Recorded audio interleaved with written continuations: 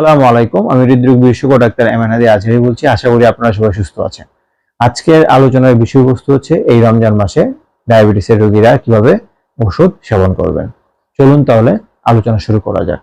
এই রমজান মাসে ডায়াবেটিসের রোগীরা বিভিন্ন ধরনের ওষুধ সেবন করে থাকেন। এর মধ্যে কিছু আছে মেটফরমিন গ্রুপের ড্রাগ, কিছু আছে অ্যাকারবো গ্রুপের ড্রাগ, কিছু আছে থায়াজোলিডিন গ্রুপের ড্রাগ, কিছু আছে শর্ট অ্যাক্টিং ইনসুলিন সিক্রেটোগভ, কিছু আছে ইনসুলিন গ্রুপের ড্রাগ, কিছু আছে glucagon like peptide 1 receptor against, কিছু আছে DPP-4 ইনহিবিটর, কিছু আছে সালফোনাইলুরিয়া এবং কিছু আছে সোডিয়াম গ্লুকোজ কো-ট্রান্সপোর্টার টাইপ 2 ইনহিবিটর। এই ড্রাগগুলা এক একটা এক একভাবে কাজ করে এবং এক একটার এক এক ধরনের সুবিধা এবং এক এক ধরনের অসুবিধা রয়েছে। এই রমজান মাসে যারা মেটফরমিন গ্রুপের ড্রাগ ব্যবহার করছেন তারা কিভাবে এই রমজান মাসে ডোজ অ্যাডজাস্ট করবেন। যারা প্রতিদিন এক বেলা করে ওষুধ সেবন করছিলেন রমজান মাসের আগে, তাদের কোনো ওষুধ মডিফিকেশনের প্রয়োজন নেই এবং তারা এই মেটফরমিনটা সাধারণত ইফতারের সময় নেবে।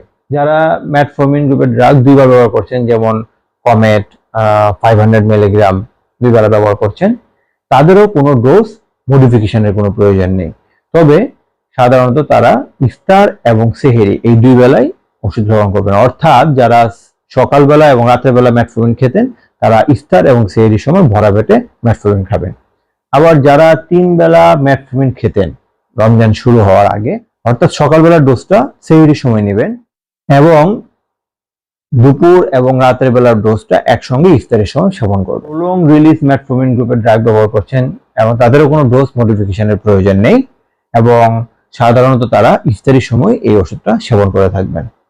এবং যারা DPP-4 ইনহিবিটর যেমন লিনাগ্লিপটিন, সিটাগ্লিপটিন, ভিলডাগ্লিপটিন গ্রুপের ড্রাগ ব্যবহার করছিলেন, তাদেরও কোনো ডোজ মডিফিকেশনের প্রয়োজন নেই এবং সাধারণত তারা এই ওষুধ ইফতার এবং সেহরি যে কোনো সময় নিতে পারবেন। যারা glucagon like peptide receptor against অথবা GLP-1 রিসেপ্টর অ্যাগনিস্ট যেমন সিমাগ্লুটাইড ব্যবহার করছিলেন সপ্তাহে একটা করে, তাদের ক্ষেত্রে এই রমজান মাসে তারা এইভাবেই আগের মতো করে ব্যবহার করতে পারবেন। তবে রক্তে গ্লুকোজের পরিমাণ কমে যাওয়ার সম্ভাবনা আছে, তবে যদি তারা ওই GLP-1 রিসেপ্টর অ্যানালগের সাথে সালফোনাইলুরিয়া গ্রুপের ড্রাগ যেমন গ্লিক্লাজাইড, গ্লিবেনক্যামাইড এই ওষুধগুলো ব্যবহার করে থাকেন। সাধারণত বলা হয়েছে যারা GLP-1 রিসেপ্টর 1 অ্যাগনিস্ট ব্যবহার করছিলেন তারা অবশ্যই রমজান মাসের 2 থেকে 4 সপ্তাহ আগে এই ডোজ অ্যাডজাস্টমেন্টটা করে থাকবেন এবং রমজান মাসের 2 থেকে 4 সপ্তাহ আগে যদি ওষুধ সেবনের পর তাদের কোনো প্রবলেম না হয় তাহলে সাধারণত কোনো ডোজ মডিফিকেশনের প্রয়োজন নাই। যারা সালফোনাইলুরিয়া গ্রুপের ড্রাগ ব্যবহার করছিলেন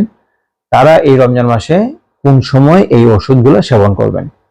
যারা গ্লিক্লাজাইড 80 মিলিগ্রাম অথবা গ্লিক্লাজাইড এক্সার গ্রুপের ড্রাগ যেমন 30 মিলিগ্রাম এক বেলা করে ব্যবহার করছিলেন, তারা সাধারণত ইফতারের সময় এই ওষুধটা ব্যবহার করে থাকবেন এবং যাদের ব্লাড গ্লুকোজ মোটামুটি কন্ট্রোলে থাকে তারা এই ওষুধটা ডোজ একটু কমাতে পারেন। এবং যারা 2 বেলা সালফোনাইলুরিয়া গ্রুপের ড্রাগ ব্যবহার করছিলেন তাদের ইফতারির ডোজ আগের মতোই থাকবে এবং সেহরির ডোজটা যদি আগে ব্লাড গ্লুকোজ লেভেল কন্ট্রোলে থাকে তাহলে এটা কমানো যেতে পারে। সালফোনাইলুরিয়া গ্রুপের মধ্যে যেগুলো পুরাতন ড্রাগ যেমন গ্লিবেনক্যামাইড, এই ওষুধটি সাধারণত হাইপোগ্লাইসেমিয়া বা রক্তের গ্লুকোজের পরিমাণ কমাতে পারে, তাই এই ড্রাগটি রমজান মাসে কম ব্যবহার করাই ভালো বা না ব্যবহার করাই ভালো। সেকেন্ড জেনারেশন সালফোনাইলুরিয়া ড্রাগ সমূহ যেমন গ্লিক্লাজাইড এক্সার এবং গ্লিমিপ্যারাইড ড্রাগ সমূহ সাধারণত এই ক্ষেত্রে ব্যবহার করা যেতে পারে। যারা SGLT2 ইনহিবিটর অর্থাৎ সোডিয়াম গ্লুকোজ কো-ট্রান্সপোর্টার 2 গ্রুপের ড্রাগ যেমন এম্পাগ্লিফ্লোজিন ব্যবহার করছিলেন তারা কিভাবে সেবন করবেন। রমজান মাসের 2 থেকে 4 সপ্তাহ আগেই এই এম্পাগ্লিফ্লোজিন গ্রুপের ড্রাগ সমূহ অ্যাডজাস্ট করতে হবে এবং রমজান মাসে এই এম্পাগ্লিফ্লোজিন গ্রুপের ড্রাগ সমূহ সাধারণত ইফতারির সময় নেওয়াটাই শ্রেয়। রোজা ভাঙার পর ইফতারি থেকে সেহরি পর্যন্ত এই সময় বেশি পরিমাণ পানি সেবন করা উচিত। যারা আগে থেকে SGLT2 ইনহিবিটর ব্যবহার করছিলেন এবং যাদের এই ওষুধ ব্যবহার করার পরে অয়েল কন্ট্রোল ছিল তাদের এই ডোজ মডিফিকেশনের কোনো প্রয়োজন নেই রমজান মাসে। যারা রমজান শুরু হওয়ার আগে শর্ট অ্যাক্টিং এবং লং অ্যাক্টিং ইনসুলিন ব্যবহার করছিলেন তারা কিভাবে ইনসুলিন ব্যবহার করে থাকবেন। যারা লং অ্যাক্টিং বা ইন্টারমিডিয়েট অ্যাক্টিং ইনসুলিন যেগুলো এক বেলা ব্যবহার করছিলেন তারা সাধারণত ইফতারির সময় এই এক বেলা ইনসুলিন নেবেন। তাদের ক্ষেত্রে ডোজ 15 থেকে 30% কমবে, অর্থাৎ কেউ যদি আগে 10 ইউনিট পরিমাণ ইনসুলিন নিতেন তাহলে সেই ক্ষেত্রে উনি 7 থেকে 8.5 পরিমাণ ইনসুলিন নেবেন। এবং যারা 2 বেলা ইনসুলিন নিচ্ছিলেন এই লং অ্যাক্টিং ইনসুলিন তারা সেই ক্ষেত্রে ইফতারের ডোজ ঠিক থাকবে, কিন্তু সেহরির সময় ডোজটা 50% রিডাকশন হবে। অর্থাৎ কেউ যদি সকালবেলা এবং রাতের বেলা 10 এবং 10 পরিমাণ ইনসুলিন নিতেন, ইফতারির সময় 10 নেবেন এবং সেহরির সময় 5 ইউনিট পরিমাণ ইনসুলিন নিয়ে থাকবেন। যারা 3 বেলা শর্ট অ্যাক্টিং ইনসুলিন নিতেন, তারা সকালবেলা ইনসুলিনটা ইফতারির সময় নেবেন, দুপুরবেলার ইনসুলিনটা বাদ যাবে এবং রাতের বেলা যে ইনসুলিনটা নিতেন সেই ইনসুলিনের পরিমাণটা সেহরির সময় নেবেন এবং সেই ক্ষেত্রে 25 থেকে 50% ডোজ কমবে। অর্থাৎ কেউ যদি রাতের বেলা 10 ইউনিট পরিমাণ ইনসুলিন নিতেন, তাহলে সেই ক্ষেত্রে উনি রাতের বেলা 5 থেকে 7.5 ইউনিট পরিমাণ ইনসুলিন নিয়ে থাকবেন। রমজান মাসে প্রি-মিল্ক ইনসুলিন যারা ব্যবহার করতেন আগে, তারা কিভাবে ইনসুলিনের ডোজ অ্যাডজাস্ট করবেন?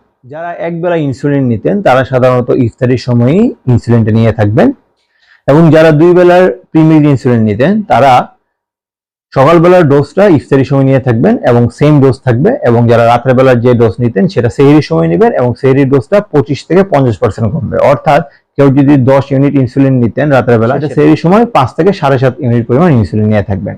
এবং যারা সাধারণত 3 বেলার ইনসুলিন ডোজ নিতেন, তারা দুপুরবেলার ইনসুলিন ডোজটা বাদ দিবেন এবং সকালবেলার এবং রাতের বেলার ইনসুলিনটা ইফতার এবং সেহরির সময় ডোজ অ্যাডজাস্টমেন্ট করতে হবে, এবং সেটা সাধারণত 3 দিন পর পর করতে হবে। এই ছিল আমাদের আজকের আলোচনা, যেটা রমজান মাসে একজন ব্যক্তি ডায়াবেটিসের রোগী কিভাবে তার ডোজ অ্যাডজাস্ট করবেন। তবে ডায়াবেটিসের ডোজ অ্যাডজাস্ট করার সাথে সাথে আমাদের কিছু জিনিস মনে রাখতে হবে, যে আমাদের খাওয়া দাওয়াও কন্ট্রোল করতে হবে। যেমন আমাদের টিপিক্যাল বাংলাদেশি ইফতার হচ্ছে জিলেপি, বেগুনি, ছোলা, পেঁয়াজু ইত্যাদি। এগুলোর পরিমাণ আমাদের একটু কমাতে হবে, এবং একটা আদর্শ ইফতার কেমন উচিত, যেখানে পর্যাপ্ত পানি থাকবে, শরবত থাকবে, খেজুর এবং বিভিন্ন মিষ্টি কম এরকম ফল খাওয়া যেতে পারে। এবং সেহরির সময় আমাদের যে খাবারটা হবে সেটার পরিমাণটা এরকম, এটা কমপ্লেক্স কার্বোহাইড্রেট থাকবে বা শর্করা জাতীয় খাবার থাকবে, সাথে প্রোটিন থাকবে এবং আমাদের শাকসবজি থাকতে পারে। এবং সেহরির সময় এইরকম বিরিয়ানি, পর্যাপ্ত গরুর মাংস, খাসির মাংস, বিভিন্ন রিচ ফুড আমাদের পরিহার করা উচিত।